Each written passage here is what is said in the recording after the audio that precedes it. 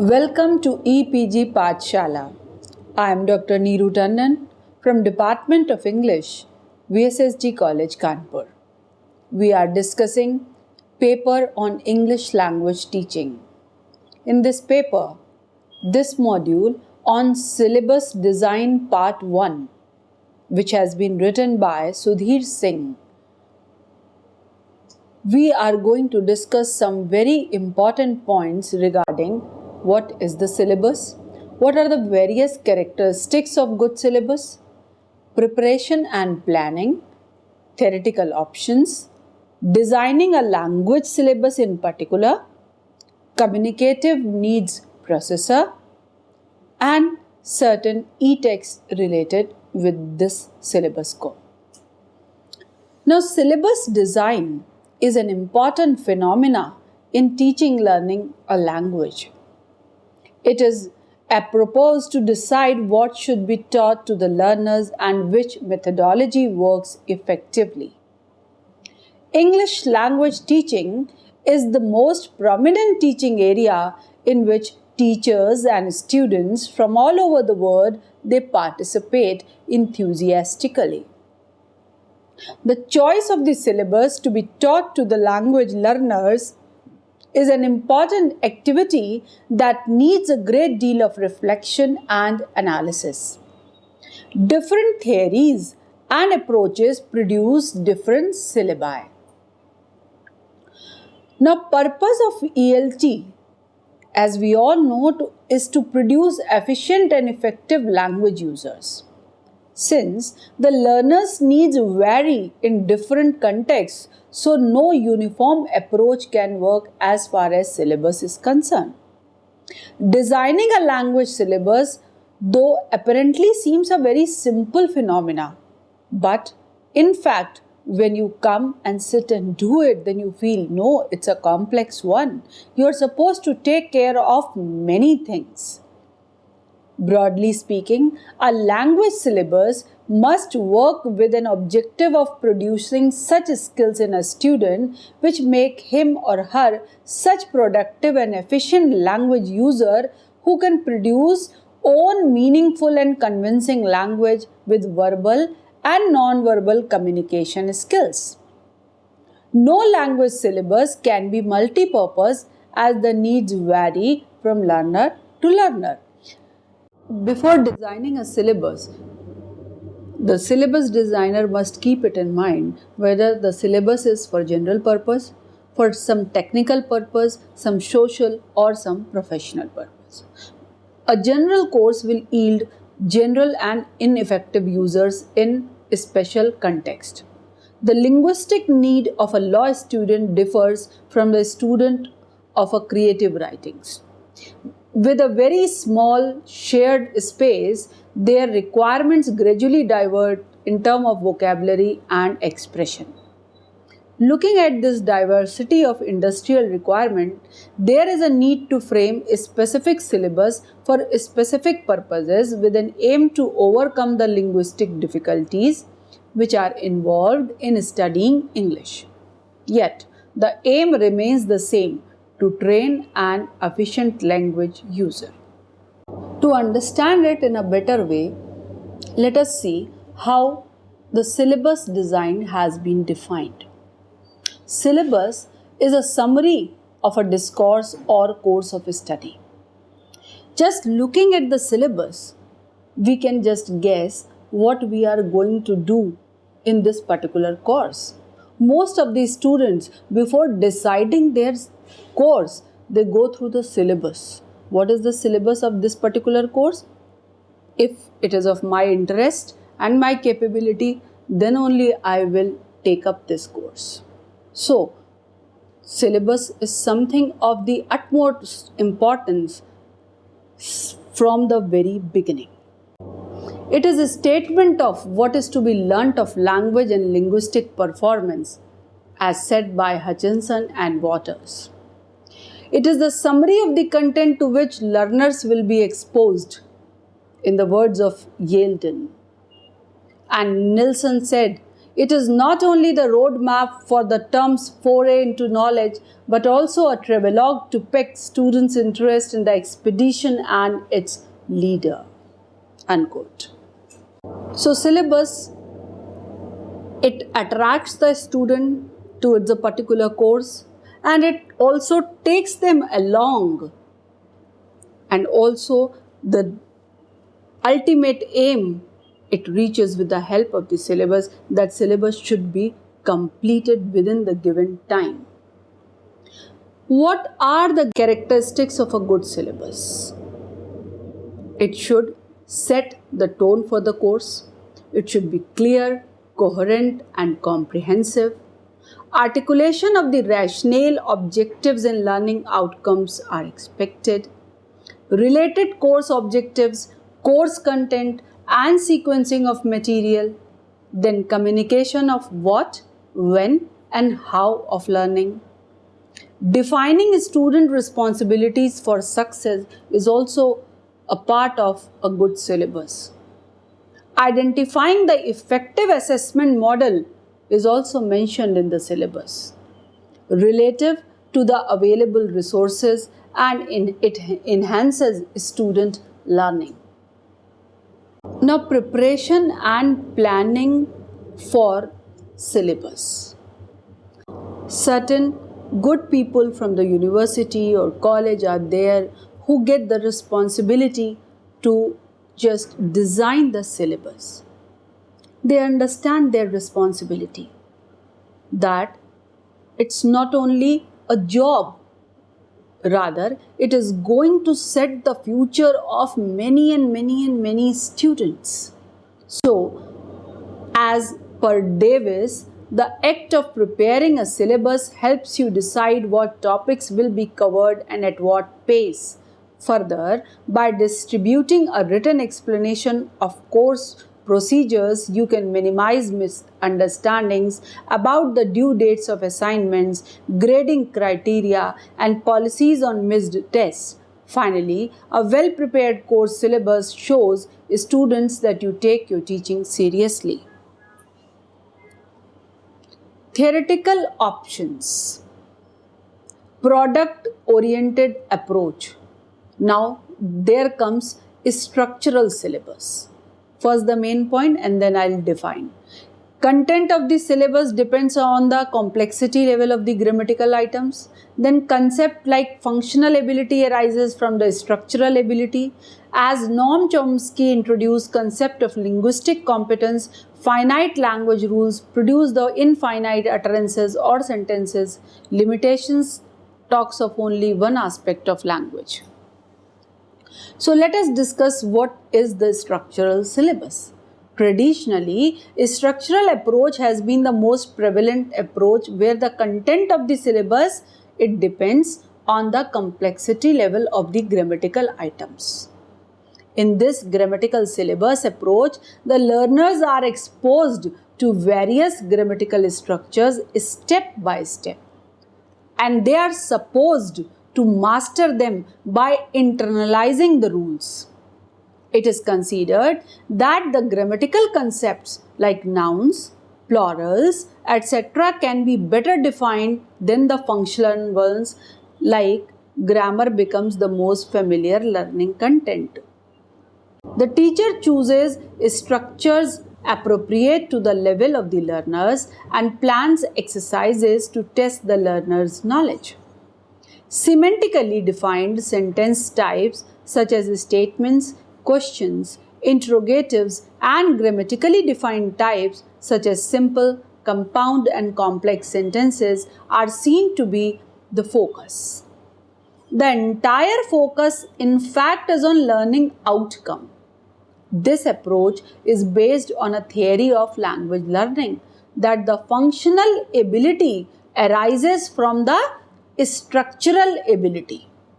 That is, the grammar of structural aspects of language are the most significant parts in language learning.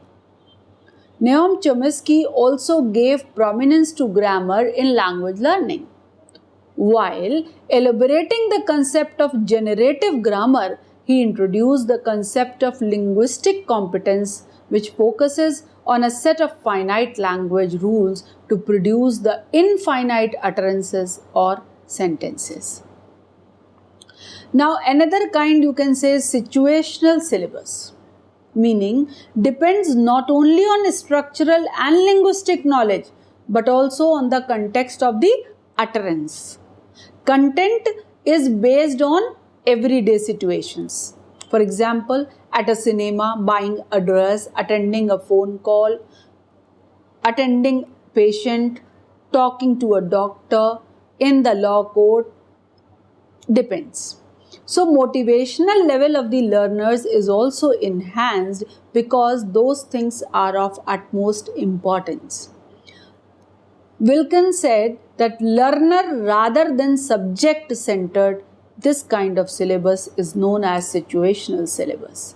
And the limitations of this kind of syllabus is that notions and functions are limited to few situations only. If a learner learns only this kind of syllabus, then if he is put in another situation, maybe he is not ready for that particular thing. Now, notional functional syllabus, that is the product oriented approach. It is an inclusive notion based on the communicative competence theory. Notion, a specific context of communication. Function, a specific purpose in that context. An emphasis is primarily on the semantic and communicative aspects along with grammatical and situational factors. In this, need analysis is a prerequisite. When we talk about notional functional syllabus, it is a more inclusive notion based on the communicative competence theory as proposed by Delheims, who felt that the linguistic form should be studied along with the ways in which these are used. Notion is a specific context in which we communicate and function in a specific purpose in that particular context. For example, shopping. Shopping can be a notion, and various language requirements like asking the price, discussing product, bargaining, just paying the money, these are the functions of the language. Communicative competence includes 4 areas: linguistic, socio-linguistic, discourse, and strategic. In this approach, the emphasis is on semantic and communicative approach and aspect without losing sight of grammatical and situational factors. The syllabus designer makes a list of communicative functions like agreement of verb with the subjects, greetings, etc., for which the learners will be using the language or languages. He makes a list of notions based on their culture and context, like what are the values. Then the functions and notions are used together to perform the learning tasks. When we talk about procedural or task-based syllabus, popularly known as TBLT, that is teaching of procedural or task-based syllabus, which falls within the communicative approach, it has become a widely used term in second or foreign language pedagogy. Here, the language learning which takes place as a process of doing a set of communicative tasks in the classroom results in language activation, outside the classroom especially. Emphasis is laid both on the language and language learning process through interaction in the target language by using authentic material. The real impetus for the TBLT came from the Bangalore project, in which Prabhu and his colleagues designed a procedural syllabus as a reaction against a structural oral situational approach, that is SOS approach, followed in their country in 1960s and 70s. Here, language acquisition occurs when learners focus their attention on meaning rather than on language forms. When learners are encouraged in doing meaning-focused activities, they are benefited in natural communication in the classroom. The learning takes place when the target language is taught through communication and not simply for communication. That is the basic difference between the two. It is for communication or it is through the communication. So through the communication is always better and advantaged.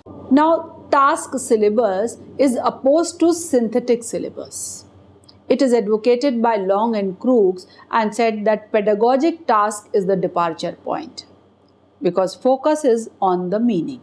The tasks are identified through a needs analysis process.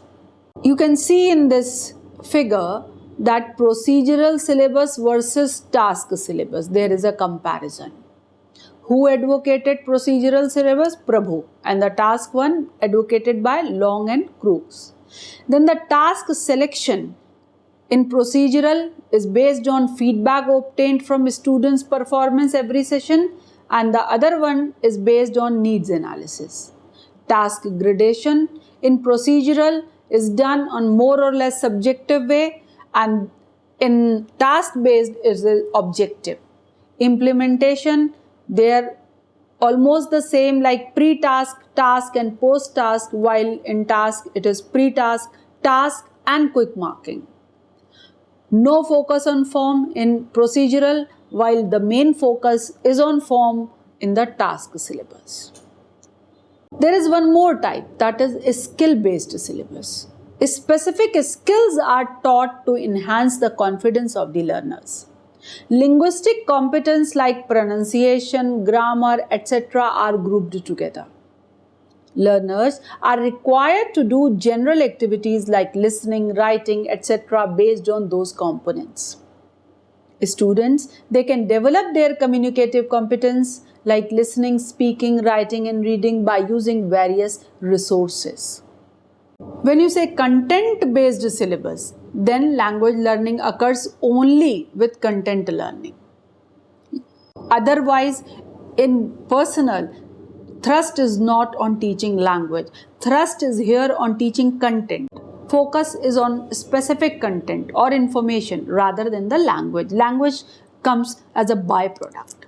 For example, a piece of information from rural farming is taken, and in addition to the accumulation of information, language drill can also be carried on regarding vocabulary, tenses used, and sentence structures. There is one learner-led syllabus. It was proposed by Breen and Candlin. Here, focus is on involvement of the learner. That learner is also the part of the syllabus creator as well. How? That interest and motivation increases due to the involvement of the learner, and critics label it as radical and utopian because learner himself decides what he is going to learn in that particular course. Proportional syllabus. It is proposed by Yeldon, which focuses on overall competence. Number of elements within the main theme play a linking role through the units, and shift from form to interaction is not limited. It is a dynamic syllabus with a focus on flexibility and feedback. Now, in this figure, you can see various types of syllabus. We already discussed grammar and structural syllabus, then situational and thematic syllabus, functional and notional syllabus, task-based syllabus, content-based syllabus, and skill-based syllabus. So all these types of syllabus has certain points. Like when we say grammar and structural syllabus, which is based on the structure of language. So there, simple present tense and present continuous, you can just have that this is grammar, that whether it is going to discuss which tense. Situational and thematic syllabus, it is organized around themes. And what kind of themes? For example, the weather, the family, food, beverages, or at the bank, at the restaurant. So whenever you are in such situations, what are the general sentences that you are supposed to talk, you are supposed to deal with? Like whether you must know how to ask for weather, or you should know particular vocabulary about weather. If you ask, how is the weather outside? And somebody said, it's raining cats and dogs. and you don't understand the meaning of this phrase that describes that it's raining heavily, then you are at loss to understand. So, depending upon various situations in situational and thematic syllabus, it is taught. Functional and notional syllabus, which is based on communicative purposes and conceptual meaning, agreeing, time, approving, direction, is there to be noticed. In task-based syllabus, which is based on task learning, we find describe, for example, like describe childhood memories. That is the task given. And then suppose it is given your own views regarding marriage, or any task can be given where material is not the problem. That is already there. Only manner is there to be taken care of. Then content-based syllabus, which the aim of that syllabus is to use English for studying other subjects. Not only English, literature or English for that purpose as a subject. Maybe social sciences also, maybe science, maybe medical, maybe law. So all these subjects, but the medium will be English. So English is not the matter but the manner. And like even drawing geometrical figures, circle, triangle, square, what is it? So how to read that, how to talk about it. Then skill-based syllabus, which is based on the development of language skills like LSRW.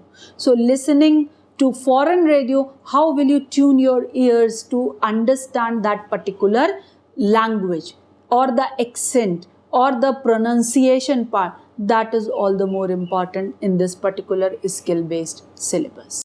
Designing a language syllabus is also a process, a thoughtful process. While designing a syllabus for the course, the teacher must consider all the points discussed above as criteria of a good syllabus. Although many types of language teaching syllabi can be developed based on various approaches, but none of them occur independently. Almost each language teaching syllabus draws from the valuable insights of two or more approaches defined. In a course, one type of syllabus usually dominates, while other type of content may be combined with the previous one. A language teaching syllabus involves the integration of subject matter and linguistic matter. The proportion should be decided by the language designer, how much importance should be given to content and how much importance should be given to the linguistic matter. Evaluation and grading procedures, including the weights assigned to various components, must also be made clear in a language syllabus, because it depends upon the marks that what is the weightage is being, how much weightage is being given. The length of the answer will be decided accordingly. If a question of 20 marks is there and if a question of 10 marks is there, the writer of that answer will decide accordingly. Need analysis assumes the prime significance in the process of planning an English language syllabus. A consideration of the target students' requirements, taking stock of their linguistic strengths and weaknesses, and an investigation of how the syllabus shall address their needs to produce sufficiently good language become a prerequisite. In his book, Communicative Syllabus Design in 1978, Manbai introduced Communication Needs Processor, which became a launching pad for many related terms like target situation analysis, pedagogic needs analysis, strategy analysis, or learning needs analysis. It also has discourse analysis, deficiency analysis, means analysis, present situation analysis, register analysis, and genre analysis. A good language syllabus establishes a connection between the students and the teacher and sets the tone for the course. On the very first day of the class, the students are excited to know about the topics to be covered in their syllabus, assignments, grading system, text, etc. Many education theorists agree that a detailed syllabus is very, very important, and in fact it is a learning tool for the students which lessens their initial anxieties about the course. Students' queries and questions should be anticipated and addressed while planning a language syllabus. David advises to keep the syllabus flexible so that the classes that get sidetracked can also cover up. A language syllabus should also clearly define the prerequisites of that particular course. Logical arrangement of the content is another precaution that a language syllabus designer must observe. It can be arranged either chronologically or according to topics or themes, from theoretical perspectives to the application of the concepts, etc. It should move gradually in terms of complexity. First, less complex topics, and then the level of complexity can raise.